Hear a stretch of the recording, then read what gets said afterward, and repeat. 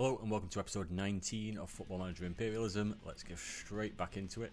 And not to the wheel. Let's see where we're going to head for our first game in this episode. And we're heading to Czechia. And it is Sportovny Klub Artis Brno. And they are going to go to the west. So, I've got so much stuff open, I don't know where anything is. There we go. Let's head over to Europe and into Czechia and try and find Brno. So, this bluey purpley colour is Artis Brno, and if they're going west, they're going to go up against, oh dear God, FC Vysokina Jilava, I think. So Artis Brno versus Jilava. That's the easiest way to do it. They shortened it on Football Manager, so I'm going to go with that.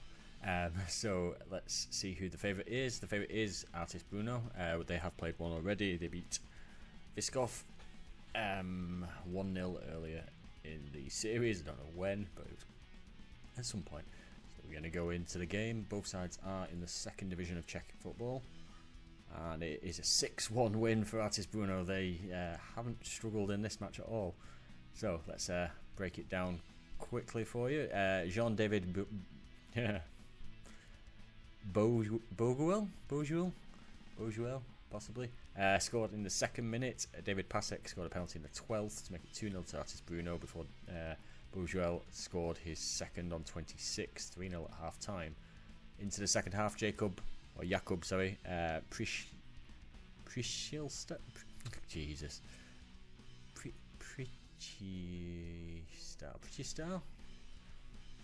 Pretty style. I'm going to go with that. Scored in 65 to make it 4-0, and then Issa Fumba scored to make it 5-0 to Artis Brno.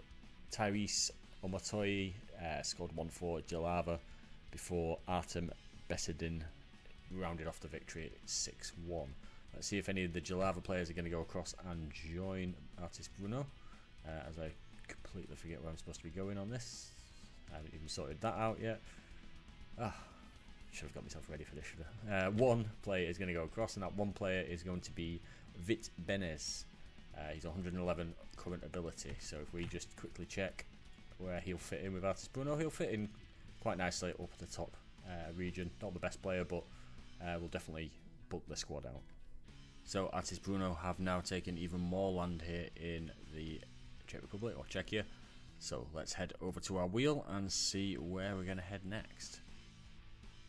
And we are going, that took a lot longer than I thought it was going to. Concordia. Now, is that San Marino? I can't remember. I think I had this issue last time. Is it St. Martin? We've not been to St. Martin, have we? Let's spin the arrow anyway to find out which way they're going to go. They're going directly north. So, let's head to... I'm going to check on my spreadsheet. SMN is St. Martin. It is our first time to St. Martin. Yet another of our countries, or new countries should I say, that are dropping out. We've only got 16 unexplored countries, should we say. So we need to go over to North America, into one of the many islands here, and I think it's this one, or it might be the one above it. Oh no, it is this one. So this is Concordia here, and I forgot which way they were going. They're going north, as you can see here.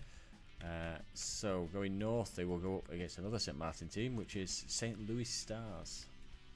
So our first trip to St. Martin, and it is Concordia versus St. Louis Stars. St. Louis Stars are big favourites here, so let's see if they can progress. And into the match we go. And it is a 4-2 win for St. Louis Stars, and Romali Chilin has probably put himself on the top goal scorer list, or made an entry for himself. He scored 4 goals for St. Louis Stars, all in the second half, after Joan Mugen and Noah Monia scored both for Concordia in the first half, 27 minutes and 38 minutes respectively, the penalty in the 38th. Chilin got his goals on the 61st, the 63rd, the 70th, and then a penalty in the 83rd minute. to win the game from behind for St. Louis Stars. Let's see if any of the Concordia players are going to go across and join them. And there's going to be 2. Yep, just about 2. So there's 2 players from Concordia are going to, oh god, they're not very good. Manuel Claudel and Joris Boisson,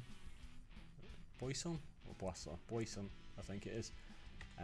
So let's just quickly check how that will look for St. Louis Stars. They're going to fit in around here, so they're going to make them better, but they're not very good. So St. Louis Stars have taken land, or the first team to take land within St. Martin. So let's go to our wheel. So 2 games in, and we managed to get a new country off the board. And now we're going to Tonga, which always has such wonderful and easy to read names, and it is going to be Nukuhetulu,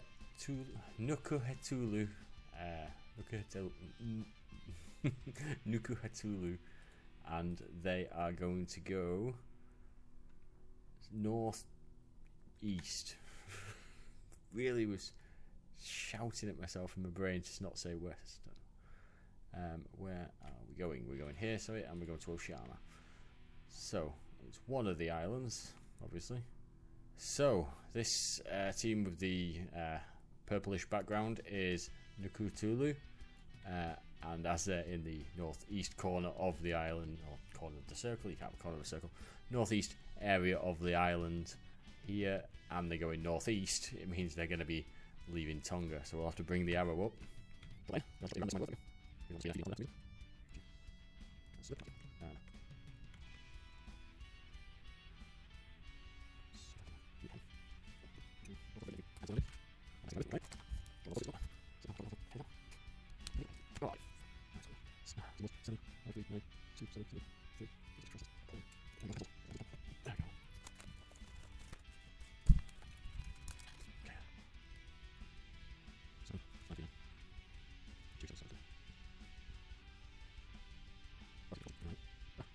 There we go.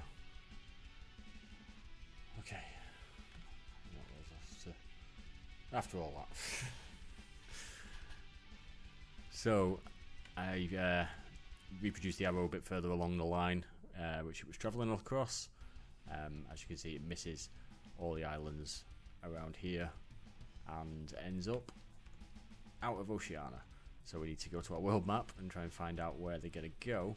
But, and I mean, this is a big boat, we might have to use our wraparound map for this. And also try and work out that's Tonga, isn't it?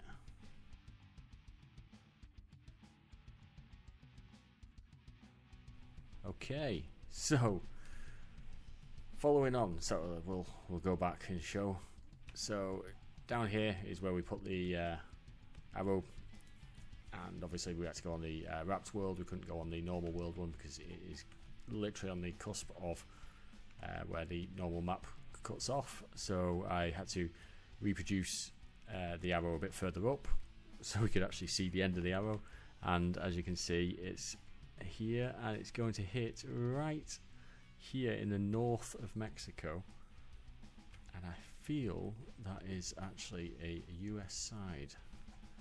So if we go over to the North Mexico, yes it is, it's loyal San Diego. So yeah, that team in Tonga, I've completely forgotten the name of because it's been that long since I started finding out all this information. Nukuhetulu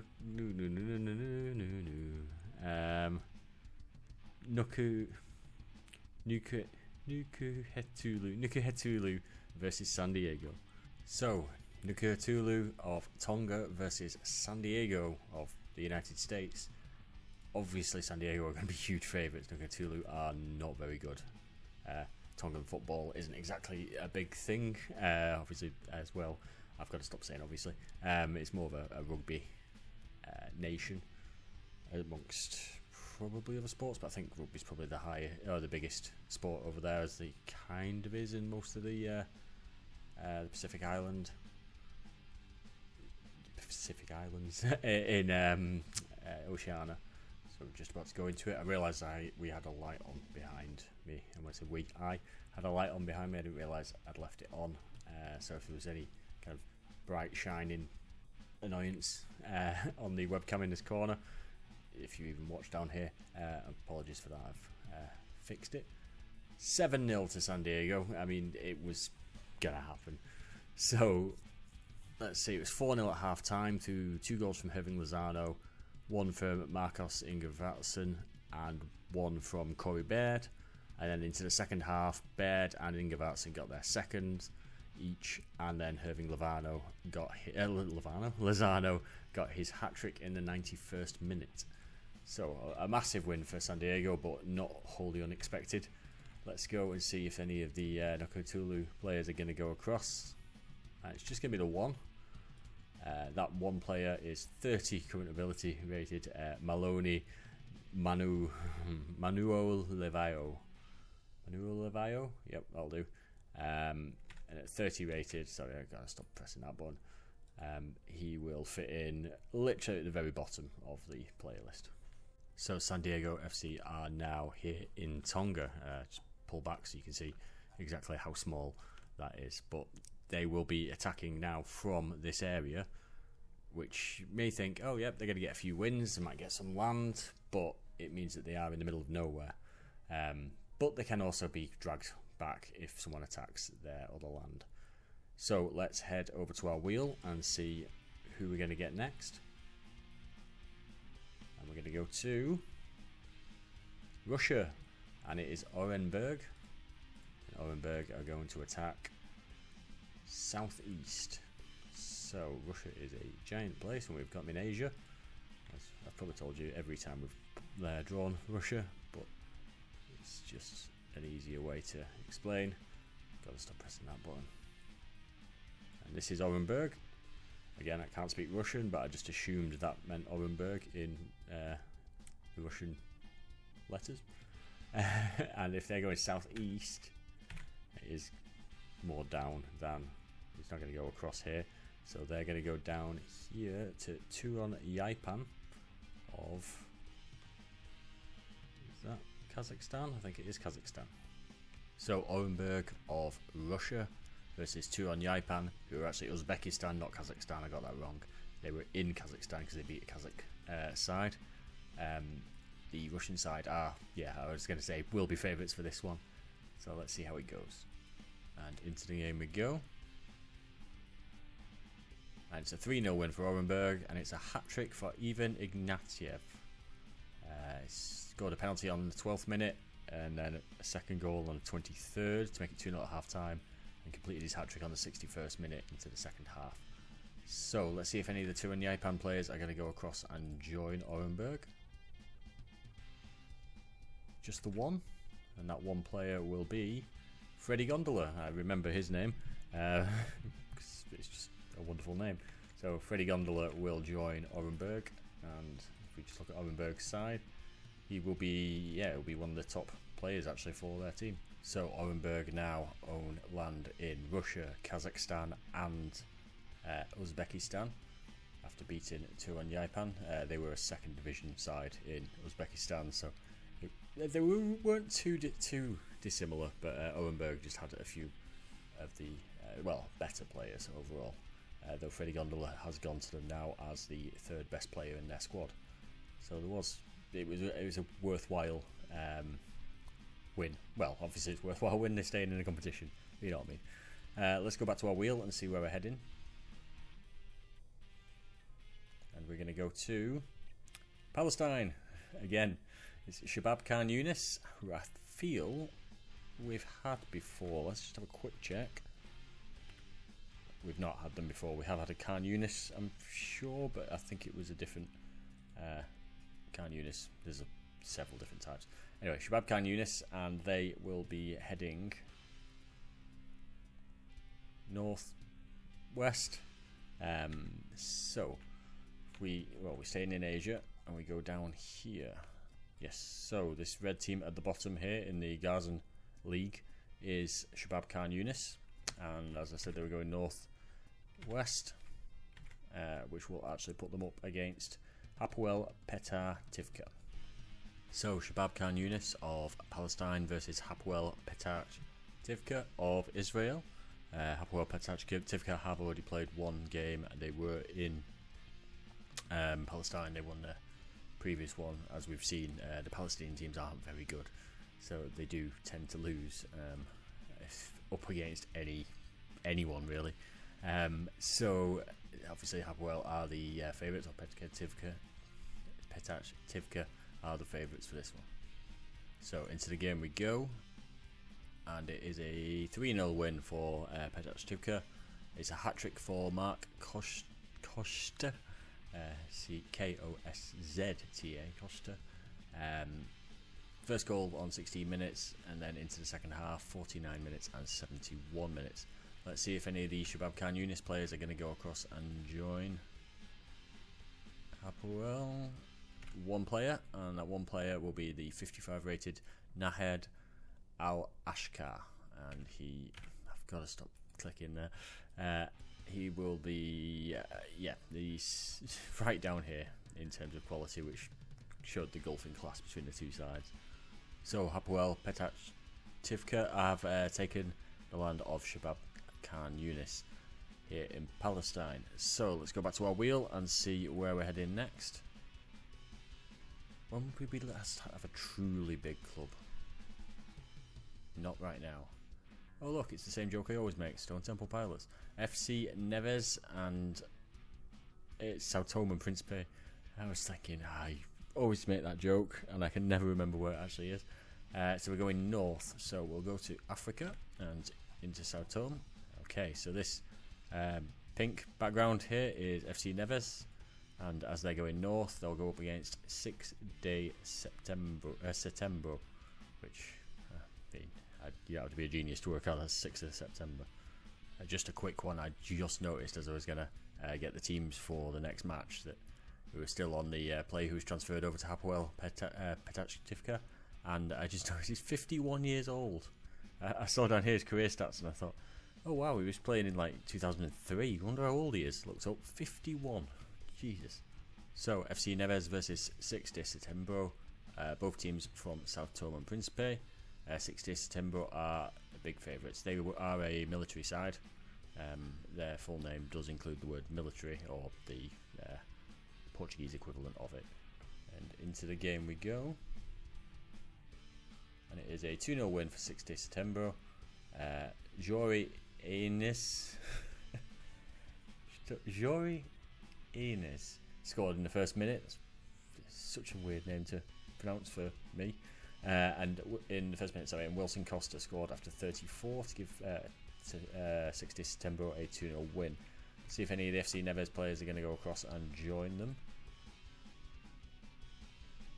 It's just going to be the one, and that one player will be Ditonil Fernandez. Sorry, got far too excited for someone who has a current ability of 7, but it's actually going to be Raul Semedo. Raul Semedo 7 overall current ability, so let's just see if he does fit in anywhere. Yep, right down here with his new squad. So 6 de Setembro have taken the land here in this nice long rectangle in the middle of Sao Tome and Principe. Let's go back to our wheel and see where we're going to go next. And we're heading to France, and it's Nice. So we have got a relatively big side here. Nice are going to go and play against whoever it is to the west of them. So let's head over to our European map. Go over to France and find Nice. So Nice are... Ooh, this is a nice big game actually. So we've got Nice here, and they're going up against Marseille. So Nice versus Marseille, and this is a close one as well in terms of the odds. Marseille just edging it, and I think we'll actually watch this game. We've not done that since Dortmund versus... Was it RB Leipzig or was it Leverkusen? Dortmund versus Leverkusen, wasn't it? So we are going into our game, setting it up.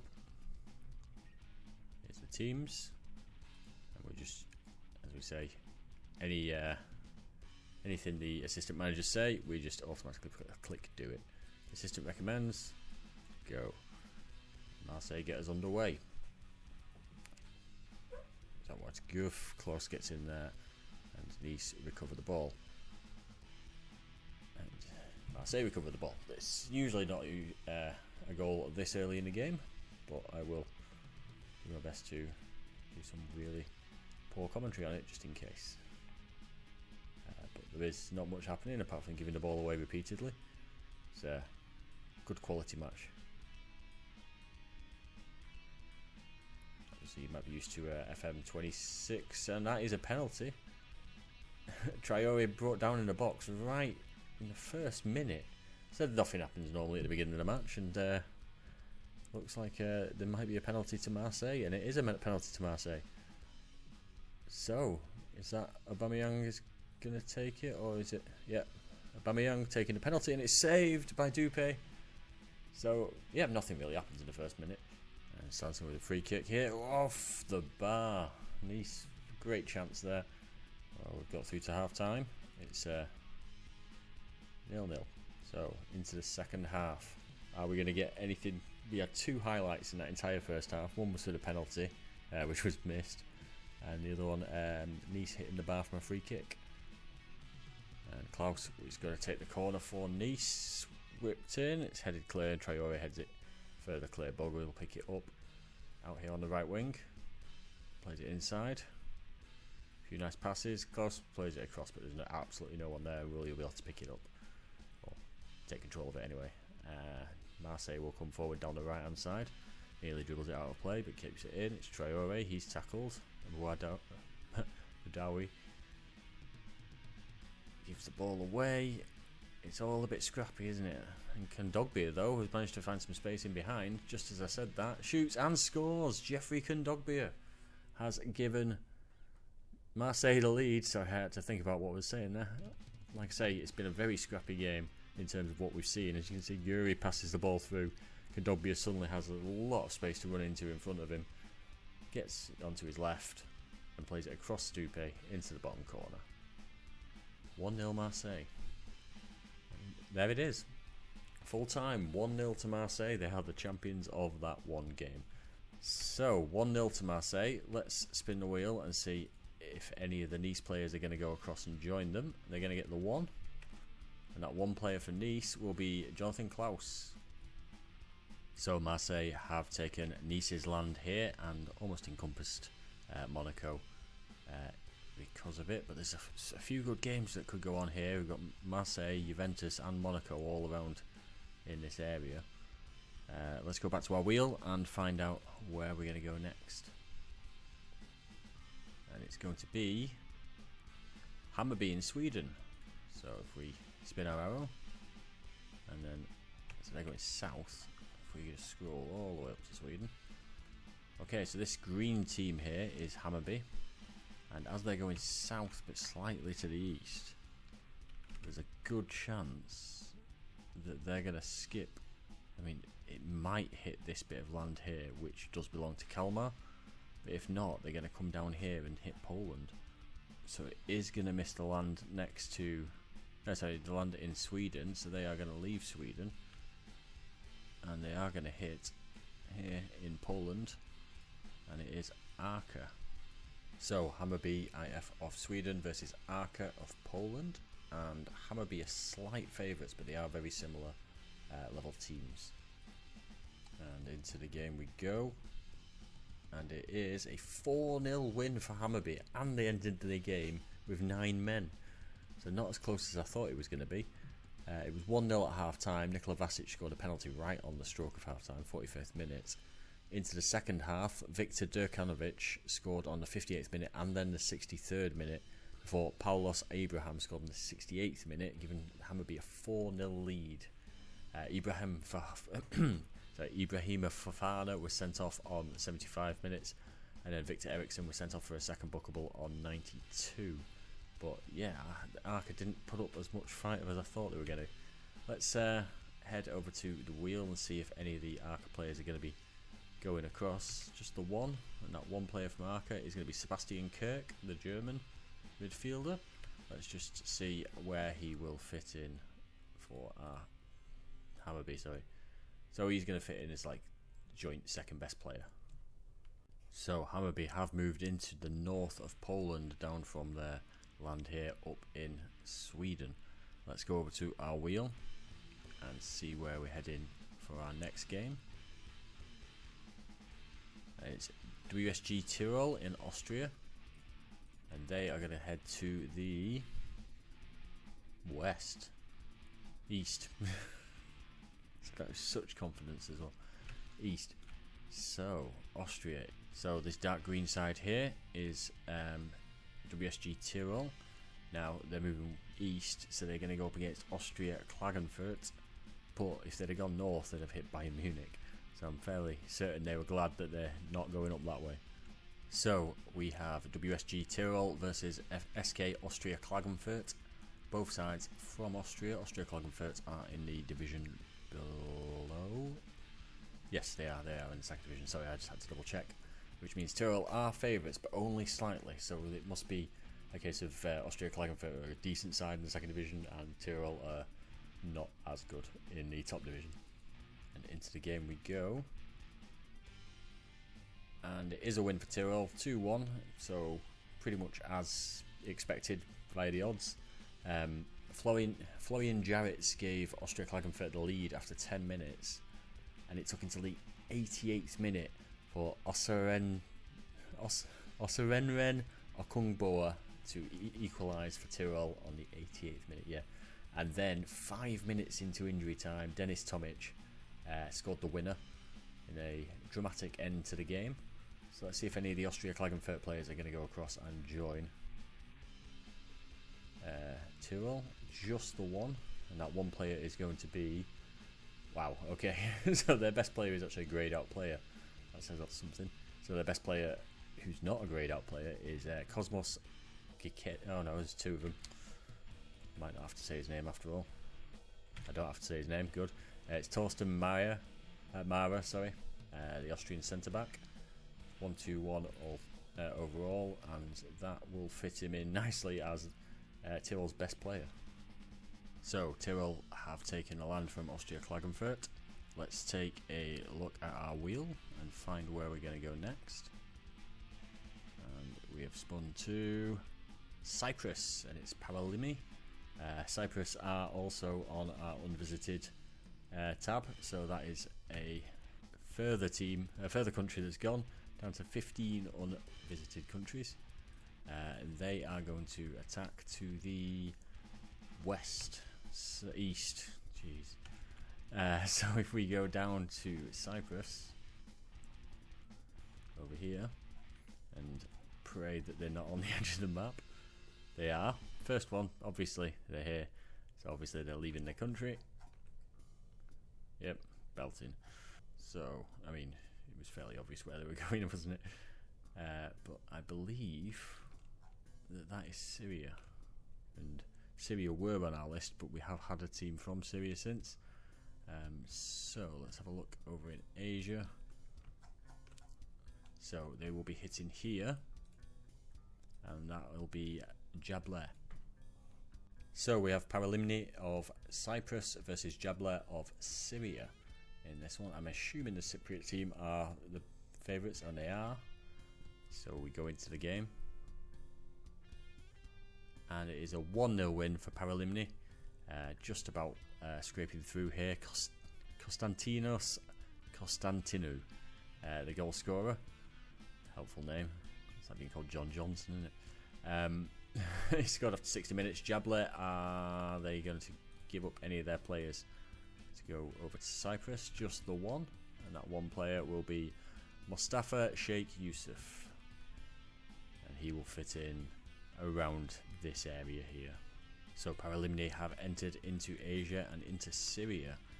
Could be an interesting route for them, especially with the teams around here. There will be a couple of, well, I suppose Syria and down here will be a bit easier. When you get towards Israel, some of their players are not too bad, and then obviously if you get over towards Iran and Iraq, that's where, and obviously Saudi, that's where it gets a bit more difficult. And also just to the north of them is Turkey. So they are in an uncomfortable area, but this is a bit more fruitful for them, these two countries here. So we'll see how that goes for them. And back to our wheel. Let's see where we're heading now. We're going to go to Paraguay, Sportivo Luqueño. Let's spin our arrow, see which way they're going to attack. They're going to go north, west. Let's head over to our South American map then, which we haven't been to in this episode. So this light blue background is Sportivo Luqueño, and as they're going northwest, they're going to hit this green one here, which is Tembetere. So Sportivo Luqueño here versus Tembetere, both of Paraguay. Sportivo Luqueño are the favourites for this one.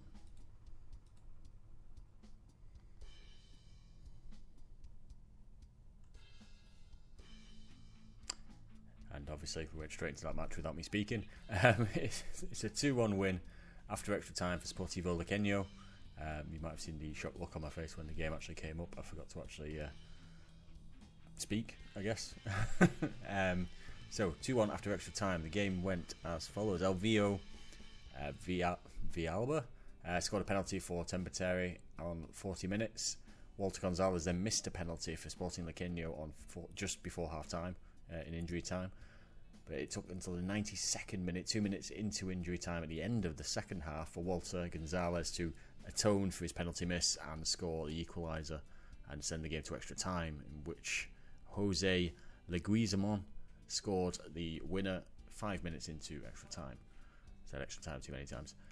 Let's head over and see if any of the Tembetere players are going to go across and join.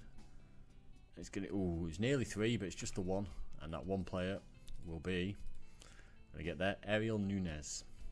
So Sportivo Luqueño have taken Tembetere's land here in Paraguay. There's not many teams in Paraguay, to be fair. Could be one of the first to go in South America. Let's head back to our wheel and see where we're going to head.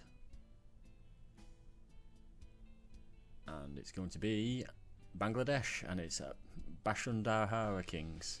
Bashundhara Kings, I think. And let's see which way they're going to attack. They're going to go north, slightly to the east. So head over to Asia and over to Bangladesh. So this yellow background here is Bashundhara Kings, and they are going to be going from the centre of their logo. It's still going to hit above them here in Lajong. So Bashundhara Kings versus Lajong. Bashundhara Kings of Bangladesh, Lajong of India. India's second division, that is. The Bashundhara Kings are actually massive favourites to win this one. I was not expecting a Bangladeshi side to be massive favourites to win a game, but here we are. And into the game we go. And it is a 2-1 win for Bashundhara Kings. They were favourites, but they were overwhelming favourites, but they've only managed to just scrape a 2-1 win. So Douglas Tarden gave Lajong the lead on 17 minutes until the second half before Bashundhara Kings could equalise through Dobby Alton. And then they got their winner in the 63rd minute through Mafon Udo from the penalty spot. Let's see if any of the Lajong players are going to go across and join the Bashundhara Kings. And it's going to be one, just about. Just scraped on there. And that player is going to be Renan Polino, who's 90 overall. And if we just go and check out Bashundhara Kings, he'll fit in around about here. So he's a good upgrade on probably what they've already got. So the Bashundhara Kings have entered into India here. That underneath says born to beat, whatever that might mean. We'll go back to our wheel, but I am going to be changing again. I know it's only a couple of ones I've done looking like this, but I'm having real issues with my tooth, or lack of tooth, and the space where it is. It's quite painful to concentrate or do anything. And we're back a few days later. I had a bit of an issue with a dry socket, which explained the pain. So let's go back to the wheel, see where we're going to head. And it is going to be Dreams FC in Ghana. And they are going to go to the west. Yep, I was right there. So let's go over to our map of Africa. So this green team here is Dreams FC. And they are going to go west. Is it west with a bit of a south tint? So it will actually hit this team slightly below them, which is Accra Lions. So Dreams FC of Ghana versus Accra Lions FC of Ghana, both of Ghana clearly. Accra Lions are the favourites here, and in we go into the game. Are Accra Lions going to live up to their pre-match favourites tag? They did. Obviously, you saw that way before I managed to finish my sentence. 2-0 to Accra Lions. Both goals by Frederick Asante in the 66th and 77th minutes. So let's see if any of the Dreams players are going to go across and join Accra Lions. It's just about going to be a one, and that one player from Dreams is going to be John Antwi at 85 current ability. Really need to stop doing that. And he will fit in around about the mid of their of Accra Lions squad. Good backup. I've just noticed Accra Lions are very, very young. Their oldest player is 22 years old. They've got two of them, and they're two of the worst players on the team. Interesting. So Accra Lions have taken Dreamsland here in the southeast of Ghana. Let's head back to our wheel. That's not our wheel. And let's see where we're going to go next. It's going to be Cyprus. And are Cyprus one of the teams that we've not visited yet? Okay, sorry, countries. No, we must have visited them fairly recently because I seem to recall that. Either way, it's Aris Limassol, and they are going to go west again. So we'll head over to our European map. It's where we were last, actually. So let's try and find Aris. So this, for the many green teams here, this green team here with the little nub sticking out the bottom is Aris Limassol, and if they're going west, they're going to go up against Apollon Limassol. So we have the Limassol derby. It's Aris versus Apollon.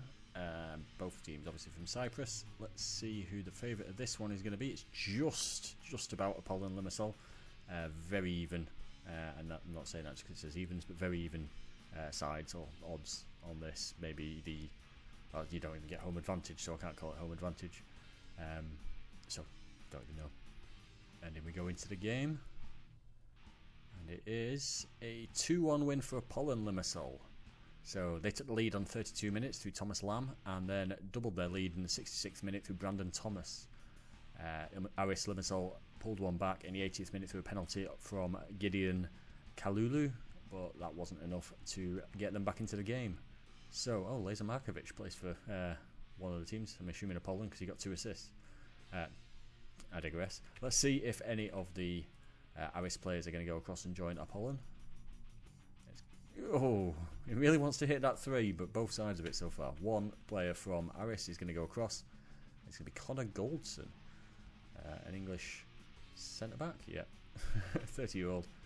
Let's see, as I do it again. He was 134 overall, so let's see if he will fit in. He'll fit in as the top player from Apollon Limassol. So Apollon Limassol have taken Aris Limassol's land. That's going to be fun to keep trying to remember, especially because there's AEL Limassol over here in the mustardy colour.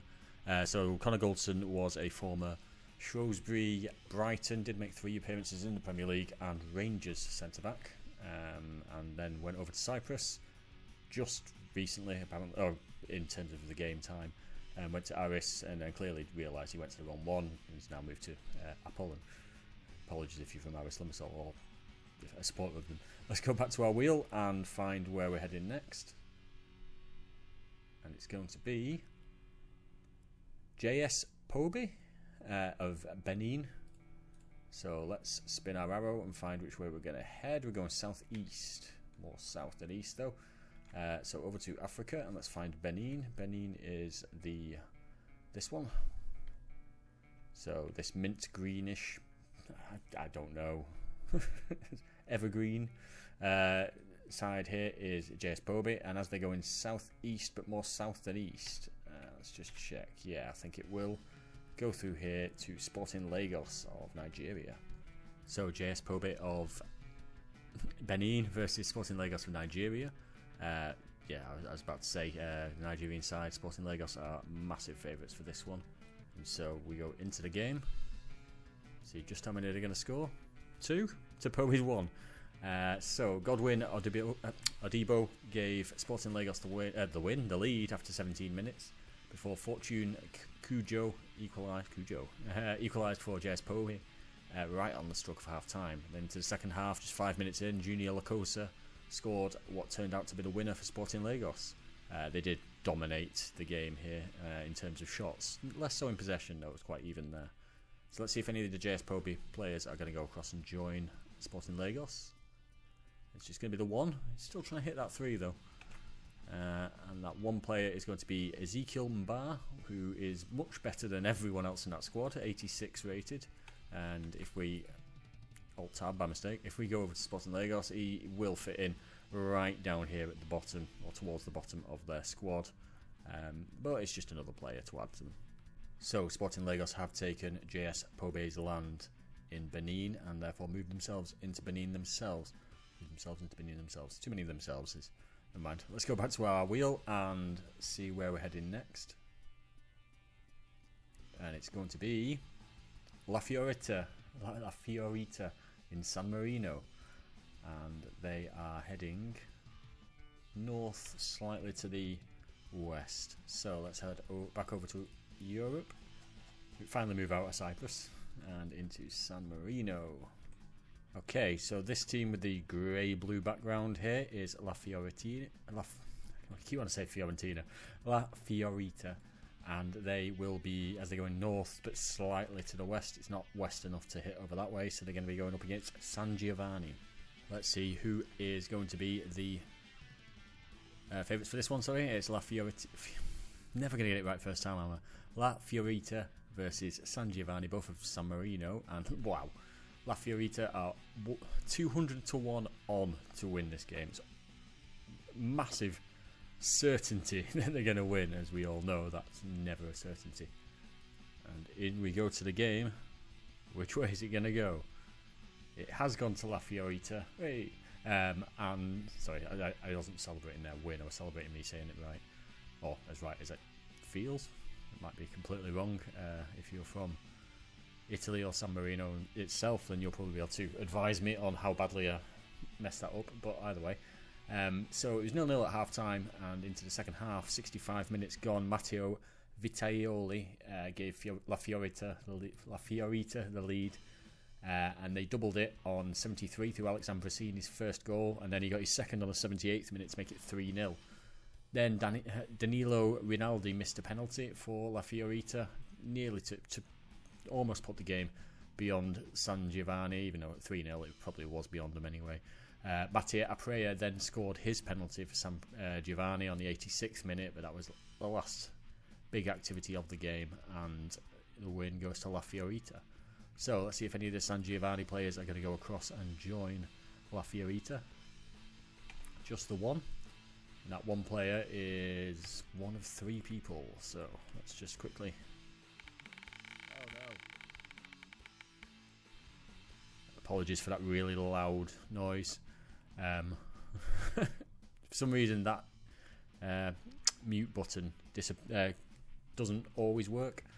So when I come back to the game to do some recording after I don't know how long, sometimes it turns itself off, and then you get absolutely battered by the sound of the wheel going round. I've got some headphones that are plugged in, and it was that loud I could hear it from the headphones from over here, so God help you in the actual thing. I'll try and quieten it a bit.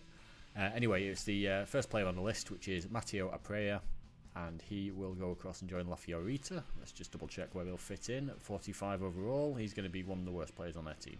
So La Fiorita have taken San Giovanni's land here in San Marino. As I have said previously, San Marino are full of teams who aren't going to get out of San Marino, realistically should I say. I mean, the teams around them, Cesena and none of them are going to hit Bologna there. All depends on which Italian teams win by the time they can actually push themselves out, or by the time one of the Italian teams can push themselves in. But even then, across the sea into Croatia, they're not going to have much luck there. I mean, even if they manage to somehow thread the needle, I don't even think you can thread the needle into Koper here of Slovenia, but even then I assume Koper are going to be better than any of the San Marinese clubs. It still stands, by the way, if a San Marinese club beats a team from outside of San Marino. That doesn't include if a San Marinese team is outside. Well, mind you, that means they've got out of there, haven't they? So yeah, San Marinese side beats a team from outside of San Marino on the basis of this, then I will gift a copy of whatever version of Football Manager we were up to at the time to whoever comments first. That is pretty much money in my pocket, but it's fine. it adds a bit of jeopardy to it, doesn't it? So let's go back to our wheel and see where we're going to go next. And it is going to be Gibikinti of Togo. So let's see which way they're going to hit it. They're going south, slightly to the west. And if we go back over to Africa, we just bounce in between these ones. Oh, Togo right here. And now we need to find Gibikinti. So this very light green, very lime green colour, should I say, is Gibikinti.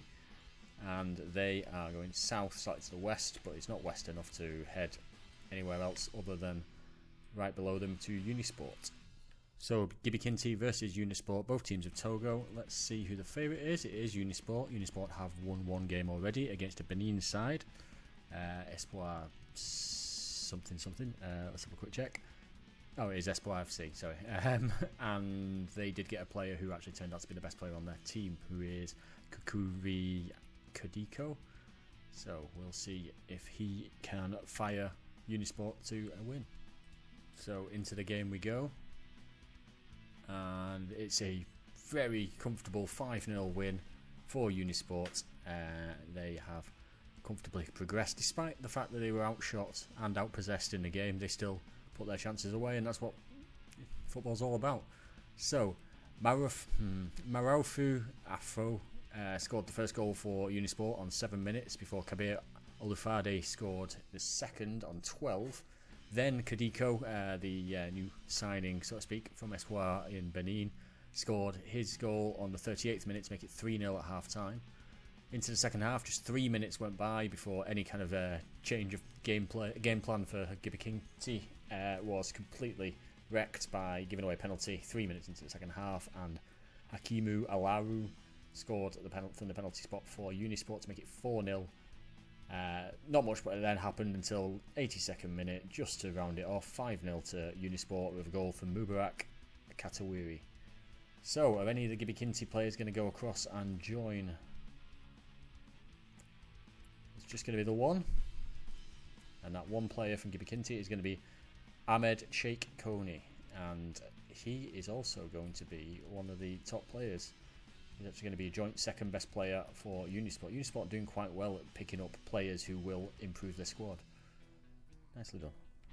So Unisport have added to their land with this section just above, to the north, should I say, of their original starting space. They have got the Benin land, but now they've been dragged back into Togo from that match, and will therefore start from any attacks will be starting from their area in Togo.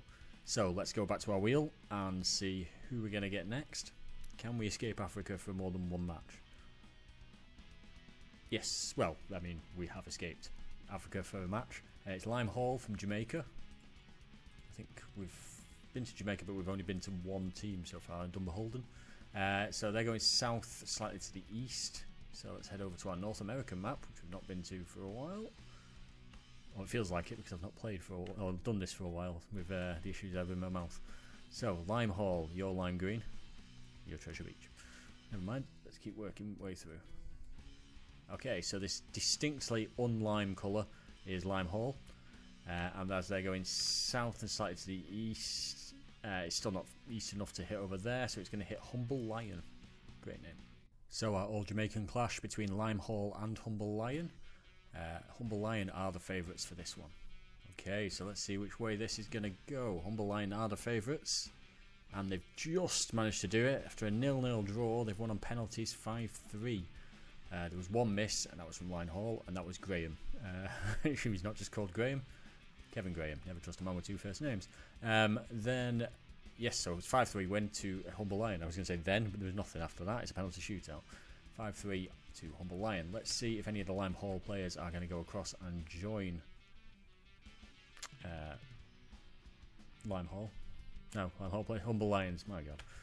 One player from Lime Hall is going to go across, and that is going to be Rohan Richards, 77 current ability. He will fit in, literally is the second best player for Humble Lions. So Humble Lion here, this yellow team, have now taken a lot more land. They've now got a nice T shape in the middle of Jamaica. Let's go over to our wheel, see where we're heading next. And it's going to be Hearts of Oak in Ghana. Okay, so back to Ghana. I told you we can't escape Africa. We're going to go directly east. So all the way down here. Yep, there we are. Hearts of Oak. We can't even escape this area. Hearts of Oak are going to go directly east. They're going to go up against Accra Lions, who we've just seen play. This should be an interesting one. So Hearts of Oak, one of the most decorated Ghanaian sides in Ghanaian football. Don't know why I had to say Ghanaian twice there.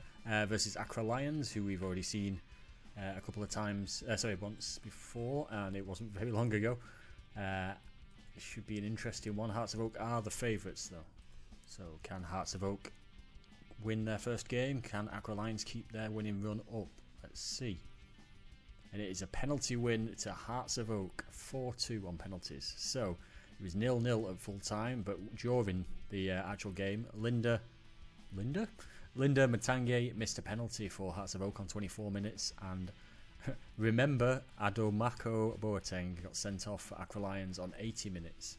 So with the 10 men of Accra Lions into extra time, Salim Adams gave Hearts of Oak the lead on the 100th minute before John Antwi equalised for the 10 men on 116 minutes, which took them to the penalty shootout, where unfortunately for Accra Lions, two of their players missed, Awuni and Dzigba. They were outplayed in terms of shots, but again, possession seemed to go towards Accra Lions. That's how it went. So let's see if any of the Accra Lions players are going to go across and join Hearts of Oak. And finally we've hit the three, pretty much directly down the middle of it. So three of the Accra Lions are going to go across, and they're going to be Abbas Samari Salifu, and then both Shorkan Mohammed and Dominic Nsobila. And these players are going to fit in. Well, one of the players is going to be the best player for Hearts of Oak, and the next two are going to be right up here. So that's a huge get for Hearts of Oak to boost their team up. So Hearts of Oak have taken Accra Lions. Accra Lions, very short-lived, live fast, die young kind of approach to this series. However, Hearts of Oak have taken their land and three of their players, so that stands them in good stead for further into this competition. Let's go back to our wheel and see where we're heading. And we're going to go to... Oh, it's Bilbao. Athletic Bilbao, and they are going to head... of Spain, just in case you didn't know. North, slightly to the west. East. I even did that in my head and I still got it wrong. So, over to Europe and over to Bilbao. Every time I know where they are. So, Bilbao, and they're going north and slightly to the east. So they're leaving Spain, obviously, because it'd be too easy otherwise. So we have to get the arrow. So they are going to go up against FC Nantes in France. So Athletic Bilbao of Spain versus FC Nantes of France. Obviously France. Nantes have land in Canada as well at the moment. But Bilbao are the favourites. So if they win, they will get that Canadian land too. So we're going to go straight into this. Find which way it's going to go. It is heading to Bilbao. They've won 2-0. Inaki Williams scored after 2 minutes, and then Raul Garcia scored after 78 into the second half. They absolutely dominated the game, to be fair. They were the better side on paper, and this time the paper won. So let's see if any of the Nantes players are going to go across and join Bilbao. Just going to be the one, but he's still trying to push for that 3. If only random wheels did that. It's going to be Francis Coquelin. So he will be the first player to go to Bilbao who isn't from the Bilbao region, I believe, due to the way that they have their transfer dealings. They will only ever play players who are from the area. So Bilbao here have now taken a land here in Nantes, in France. Nantes is land in France. Oh, my brain. And as well as that, they have also entered North America and Canada here and taken this strip around the northeast area. If you're a Canadian side, you will be worried now with Bilbao heading over there. It was less so with Nantes. It's still a bit of a worry, but now even more of a worry with Bilbao getting there. And it could all change again by the time a Canadian team plays, and it took us long enough to get one, didn't it? So let's head back to our wheel and see where we're heading next. And we're going to go to Tunisia, and it's CA Bizerte. And they are going to go up against, well, we'll find out. They're going southeast. So back to Africa. We can't escape Africa. I thought we were going to, but we're in the north of Africa instead, Tunisia. So this team in yellow right in the north of Tunisia is CA Bizerte, and if they're going southeast, they're going to go up against ES Tunis. So CA Bizerte versus ES Tunis, both teams of Tunisia. ES Tunis are the most decorated of the Tunisian sides, so therefore quite obviously going to be favourites for this one as well. Into the game we go. It's a 4-0 win to ES Tunis. Complete domination really. So they took lead in the first minute. It was Florian Dano, the goal scorer. It took until the 32nd minute to get their second goal, which was Youssef Bilaili. Then 1 minute into injury time, Mohamed Tougai made it 3-0 before half time, before they got a penalty right at the end of the first half. 5 minutes into injury time this time, and Yassine Maraya scored that, and that's how it finished. Second half went by, I was going to say without incident, but plenty of bookings throughout the game, but no more goals. So let's see if any of the CA Bizerte players are going to go across and join ES Tunis. There's going to be just the one. That one player is going to be Achraf Kriye, the goalkeeper. Let's see how he fits in on the ES Tunis side. Around here somewhere, which isn't the best, mind you. Their goalkeeper is only 97 rated, so it's actually an upgrade for ES Tunis' goalkeeper. That's quite good. Also, I didn't show you where Coquelin fit in with Bilbao.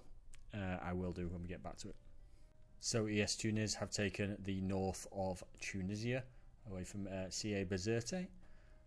And before we go to our wheel, let's just see. Francis Coquelin fits in nicely here in the Bilbao side. He does say he's injured, but obviously when you bring him through to the versus mode, all the injuries, all suspensions all drop off, so there's no issue there with that, or if players are ineligible because they're outside of Windows and not been registered. It's just simply it'll look at the squad and choose those players, thankfully, because trying to do it any other way would be an absolute nightmare. So let's go over to our wheel and see where we're going to head next. And it's going to be Hilal Gaza in Palestine, the one place we can never get away from. And they're going to go south, so let's go over to our Asian map and over to Palestine. I mean, there's a lot of teams there, and they are shrinking down. That's the one, first time. So this dark blue background here is Hilal Gaza, and if they're going south, they're going to go up against Hapoel Petah Tikva, who are the Israeli side who came in through the south here. So Hilal Gaza of Palestine versus Maccabi Petah Tikva of of Israel. Obviously the Israeli side are going to be big favourites. The Palestinian sides just aren't very good, unfortunately. Into the game we go. Expect a big win, and it is a very big win. It's 9-0 to Maccabi. So let's pull this apart. Tal Ben Chaim got the first goal in 10 minutes before Samuel Owusu got his first, second and third goals on 18, 39 and 47 minutes. Before that, Tal Ben Chaim got a penalty on 35. So it's 4-0 at half time before Owusu got his hat-trick on 47. Then Ben Vahaba scored on the 53rd minute to make it 5-0. Before Samuel Owusu carried on scoring, 62nd minute to get his fourth goal. Then Edin Shamir scored on 74, and then Owusu finally rounded off his game and the ninth goal on 87 minutes. So, have fun with that, Patrick. Let's head to see if any of the Hilal Gaza players are going to go across and join Maccabi. It's going to be 3. So wait all this time for a 3. I know we got a 3 before and it really worked out for Hearts of Oak, but this time it's not going to work out at all for Petah Tikva. They're going to get Mazen Safuri, Mohamed Zouabi and Walid Badia, and as you will see they will fit in. There's the bottom 3 players of the team. So Maccabi Petah Tikva have made their way even further into this Gaza Strip area of Palestine. So let's head over to our wheel and see which way we're going to go. Is it back to Africa? It usually is after we play one out of there. It's Malaysia. We're not going to Africa. It's Johor Darul Tazim FC, obviously.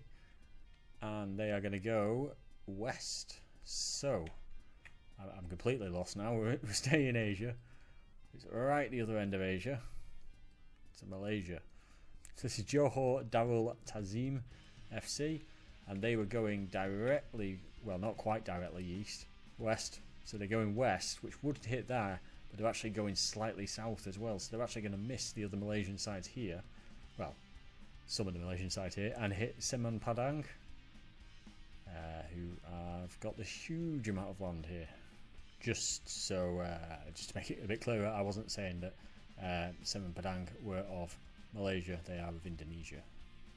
So Johor of Malaysia versus Semen Padang of Indonesia. Let's see, Semen Padang are not the favourites, Johor are big favourites for this match. And let's see which way this goes. It's a 6-0 win to Johor. 3 goals for João Figueiredo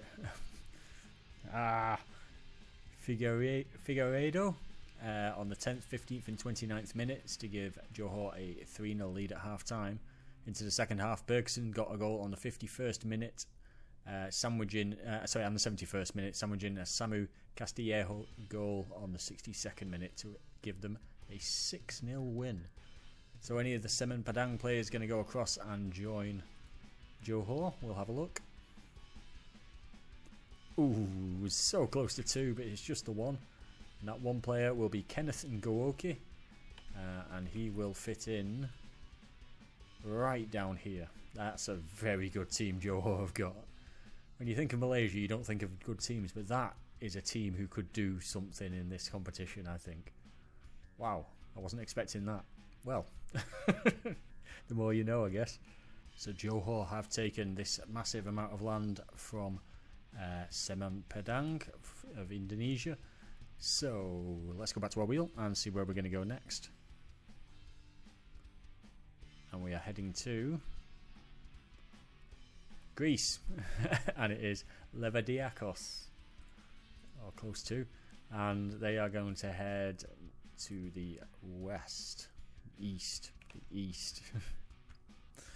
But we've managed to avoid Africa for 3 matches now, so we're definitely going back to them on the next one. So this lime green this green team here, Levadiakos, and they're going west with a slight northern tint, so they're going to miss Olympiakos next to them and hit this land here, which belongs to Niki Volou. So our all-Greek matchup between Levadiakos of the top division in Greece versus Niki Volou in the second division. So it should show on the odds, and it does. Levadiakos are the favourites for this one. And in we go. And it's a 2-0 win for Levadiakos. Stephen Hammond scored the opener on 35 minutes before Rodrigo Eramuzpe scored a penalty on the 42nd minute to make it 2-0 before half-time and 2-0 altogether. So, let's see if any of the Niki Volou players are going to go across and join Levadiakos. Just the one. Just double checking. Yep, it was slowing down. And it's going to be heads or tails here.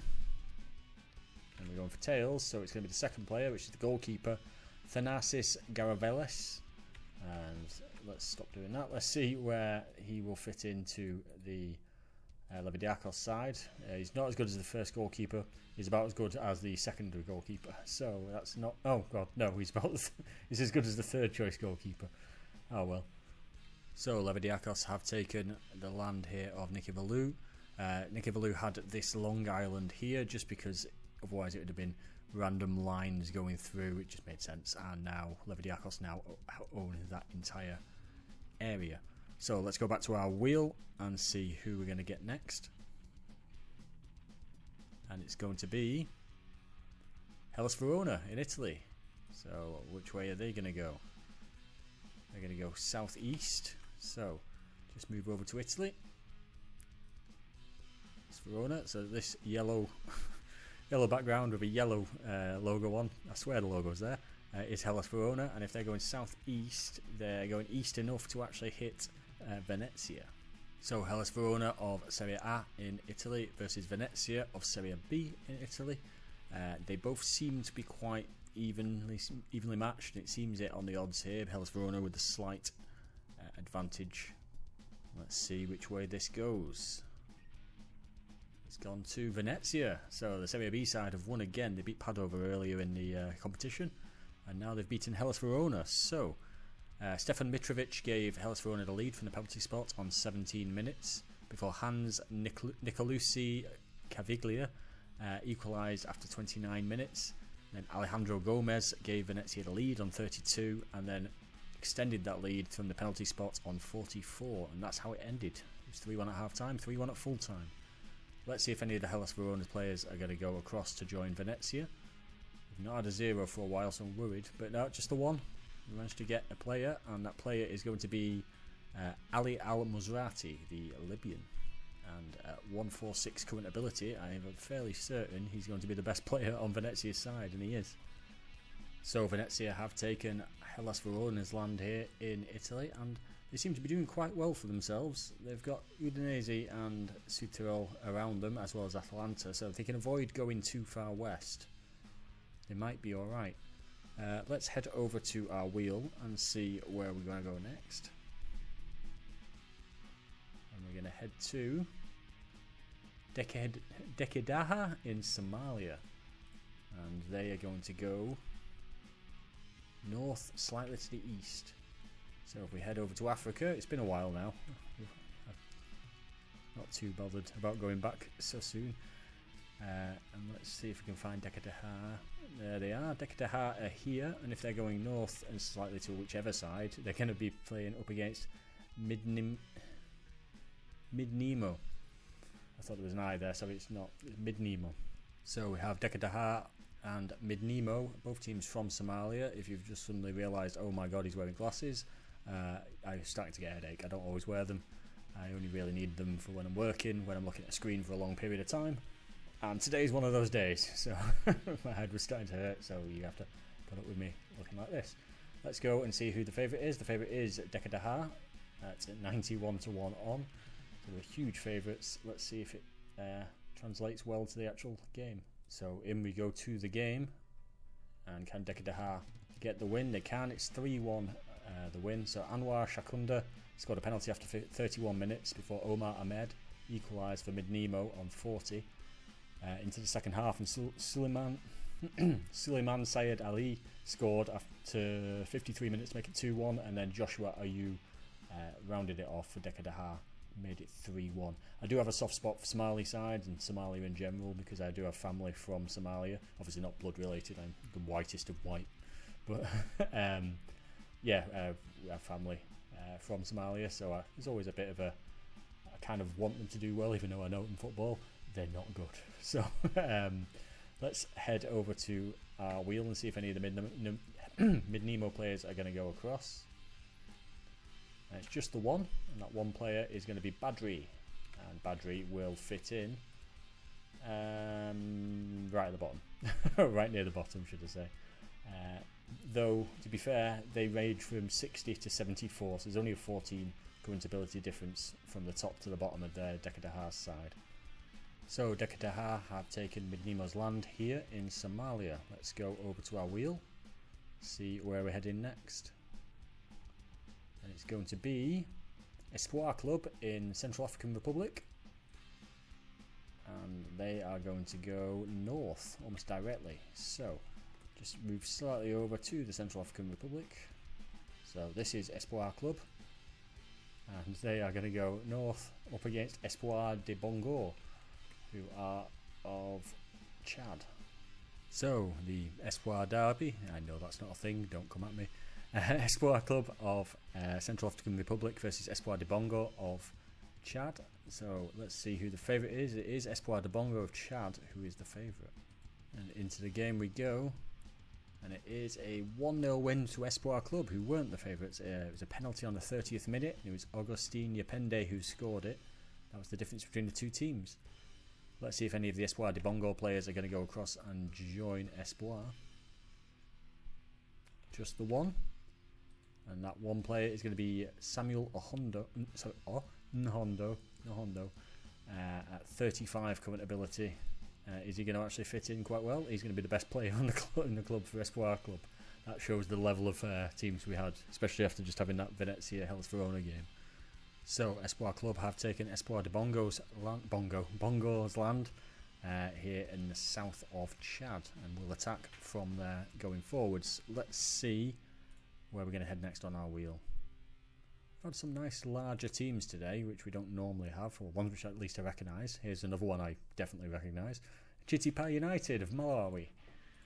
So they're going to head north, slightly to the east. So, I mean, you know when I said about being in Africa, we managed to get out of Africa. We've not actually escaped Africa at all since. So Chitipa United are this top team here, the most northern side in Malawi. And as they were going north and slightly to the east, they are, I mean, they're still not going to go east enough to hit there, are they? It'd take a hell of a lot to go over that way. I think it's still going to hit up here, but I'm going to have to check. It is just hitting the team north of them. Just over that line in that very bottom corner here.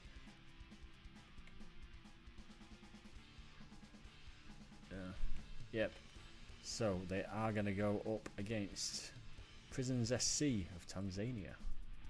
So Chitipa United of Malawi versus Prisons SC of Tanzania. I keep wanting to say Tanzania. Yeah, but it's Tanzania. I believe, Prisons SC from Tanzania are going to be the favourites for this one by quite a margin. Into the game we go. It's a 7-0 win. I told you it was going to be by quite a margin. And Patrick, you got some more work to do. Tariq Simba scored 5 of the goals for Prison SC on the 17th, 28th, 55th, 62nd and 67th minutes. The goals coming from Joshua Niatini and George Sangija. So let's see if any of the Chitipa United players are going to go across and join Prisons SC. We're back to 3. 3 again. And those 3 players from Chitipa United are not going to be that good. So we're going to have Mike Firi, Maxwell Kangunji, and one of 4 different players down here. So I need to add another line onto there. Spin the wheel. We're on mute this time, don't worry. And it is the first player on the list anyway, and that's going to be Mike Kanyenda. Before I just jump ahead, they're going to be, the 3 worst players on the team. So Prisons have moved into the north of Malawi here with that win. Let's head back to our wheel and to our penultimate game of this episode. And we are going to go to see... We're back to San Marino, and it's the San Marino Academy. And they are going to be heading north.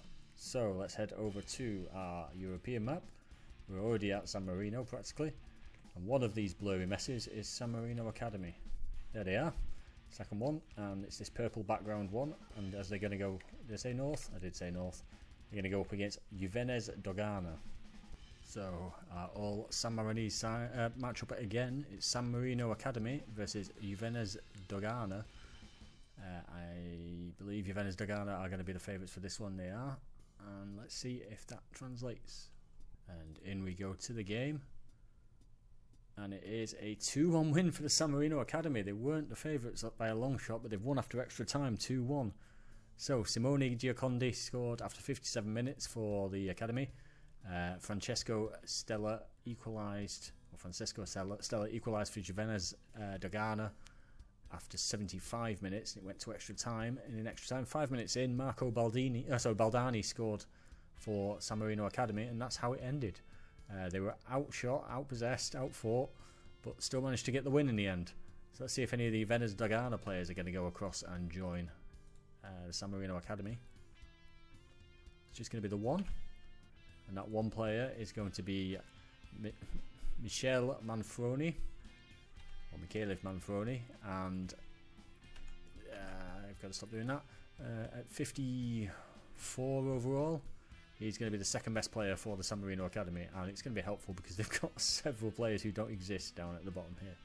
So, as you can incredibly clearly see on this map of pixels, The San Marino Academy has taken Juvenis Dogana's land up here. I think that's what I would pronounce them. They've disappeared off my lists now, so I can't like reread it.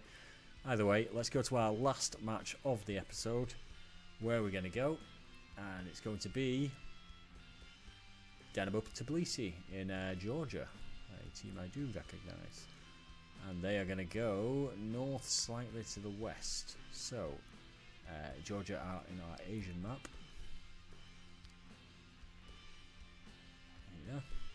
Dynamo Tbilisi, and if they're going north anywhere really, they're going to go up against Dilagori. So, Dynamo Tbilisi of Georgia versus Dilagori of Georgia. Dynamo Tbilisi are one of the biggest or the most well-known teams from Georgia, I'd say. One of the most successful, I think. I'm not the font of all knowledge on Georgian football, unfortunately, but I do remember Dynamo Tbilisi went on a crazy run of winning pretty much the league pretty much every year. Either way, they are favourites for this match, but not massive favourites. So here we go. Dilagori already have won one game. Can they make it a second? No, but they ran Dynamo Tbilisi very close to a penalty loss in the end.